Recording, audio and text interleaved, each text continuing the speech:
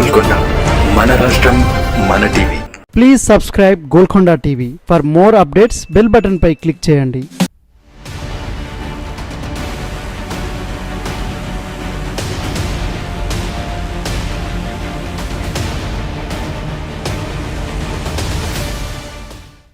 కాంగ్రెస్ సర్కార్ టార్గెట్ గా ప్రతిపక్ష నేతలు దుమ్మెత్తి పోస్తున్నా ఒకరిద్దరు మంత్రులు మినహా మిగతా వారెవరూ పెద్దగా స్పందించడం లేదన్న టాక్ వినిపిస్తోంది. వీటన్నిటికీ రేవంత్ ఒక్కడే కౌంటర్ ఇస్తున్నారు తప్పితే మంత్రివర్గం పెద్దగా రియాక్ట్ కావడం లేదు అని కాంగ్రెస్ పార్టీలోనే ఓ చర్చ జరుగుతోంది. బీఆర్ఎస్ అధికారంలో ఉన్న సమయంలో ప్రభుత్వంపై, కేసీఆర్ పై విమర్శలు వస్తే నాడు మంత్రులంతా మీడియా సమావేశం ఏర్పాటు చేసి కడిగి పారేసేవారు.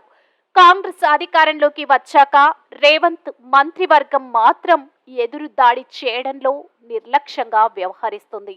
సీఎం రేవంత్ టార్గెట్ గా బీఆర్ఎస్, బీజేపీ విమర్శల దాడి కొనసాగిస్తున్నా పెద్దగా కౌంటర్లు ఇవ్వడం లేదు.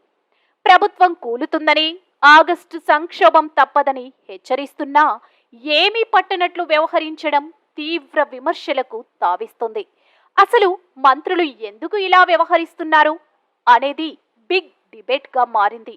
లోక్సభ ఎన్నికల సమయంలో బీజేపీ అధికారంలోకి వస్తే రిజర్వేషన్లను రద్దు చేస్తుందని రేవంత్ ఆరోపణలతో బీజేపీ అగ్ర నేతలతో సహా రాష్ట్ర నేతల వరకు అంతా సీఎంపై తీవ్ర విమర్శలు చేశారు.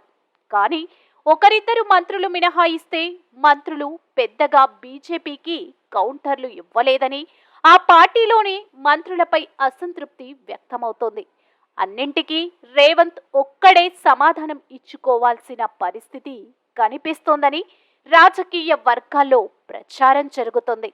ఈ నేపథ్యంలోనే త్వరలోనే కేబినెట్ను విస్తరణ ఉండటంతో అందులో తనకు మద్దతుగా నిలిచే వారికి రేవంత్ ప్రాధాన్యత ఇచ్చే అవకాశం ఉంది.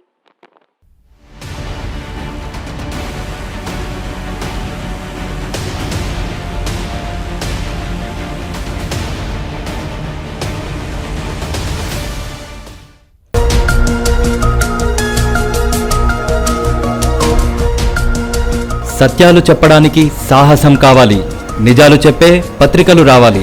నిజం మా నైజం. మెట్రో పక్క తెలంగాణ దినపత్రిక.